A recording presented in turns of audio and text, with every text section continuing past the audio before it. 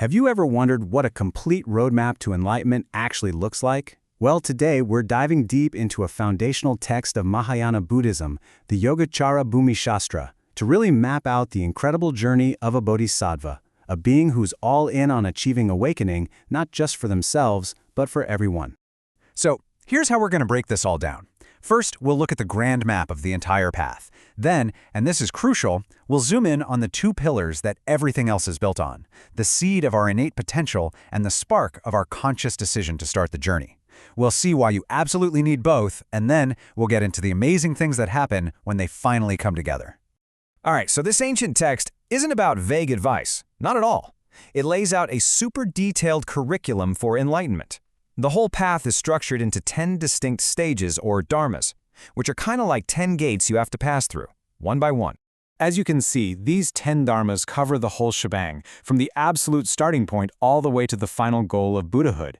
But, and the text is crystal clear about this, everything else, all those other 9 stages, they all rest completely on the very first one, Qi, the foundation. And what is this all-important foundation made of? Well, it's built on 2 pillars. This is so important because it tells us that the entire journey isn't just about hard work. It starts with what you're made of and the powerful choice you make. So let's break these 2 pillars down, starting with that innate potential. Okay, so what is this raw material for enlightenment? The text calls it Gotra, or in Chinese, Zhongxing. The best way to think about it is as your spiritual lineage, or your built-in potential. Basically, Gotra is like your spiritual DNA for awakening. It's the inherent capacity that makes the journey even possible. If you don't have this seed, there's nothing to grow, nothing to cultivate. So where does it come from? Well, the text says this potential comes from one of 2 places. It can be something you are just fundamentally born with, this innate capacity that's been a part of you forever, or it can be something you've actively built up over time through all your good deeds and spiritual practices in the past.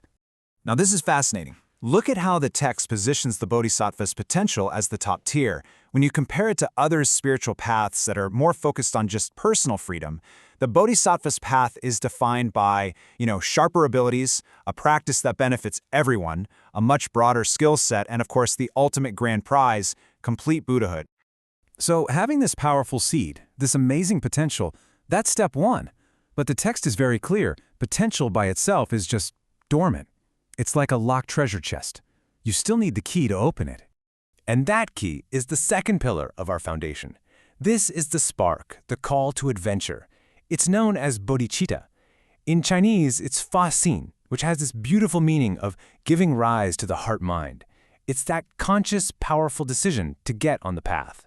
This right here is the core vow. This is the engine that drives the whole journey. And notice, it's not just a wish, it's this powerful 2-part commitment.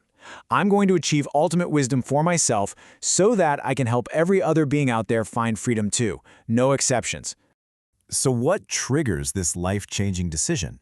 Well, the text lays out 4 common sparks. You could be inspired by seeing the amazing abilities of enlightened beings, or maybe you gain wisdom by hearing these profound teachings. But it can also come from a sense of urgency, like you want to preserve this path for others, or from just deep, deep compassion when you see how much suffering is in the world, and you just have to do something about it. Okay, so we have the seed of potential, the Gotra, and we have the spark of aspiration, bodhicitta. And the text is super emphatic about this. You absolutely cannot succeed on this path without both of them working together. They are the 2 inseparable parts of the foundation. And the text just illustrates this so perfectly. Having potential without aspiration? That's like owning a brand new race car and just leaving it in the garage. The power is there, for sure, but if you don't have the will to turn the key and drive, it's just going to sit there. And of course, the reverse is also true.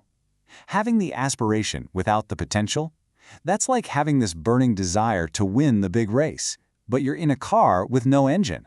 The will is there, but you just don't have the fundamental capacity to get to the finish line. So the formula is really clear, right? You need both. It's potential plus aspiration. When you have them together, they create the real possibility of a swift and complete awakening. One without the other is just an incomplete equation. It's not a strong enough foundation for the incredible journey ahead. So what happens when this foundation, this combination of potential and aspiration, is finally set in stone? Well, according to the text, the benefits are immediate, and they are profound. They totally transform the bodhisattva, both inside and out. And here's the real takeaway. This internal decision has this powerful ripple effect on the outside world. The bodhisattva becomes a source of goodness, they gain this natural protection, they even suffer less. Their very presence becomes a force for good in the world, helping them tame their own negative emotions and even calm down conflicts around them. It's pretty amazing.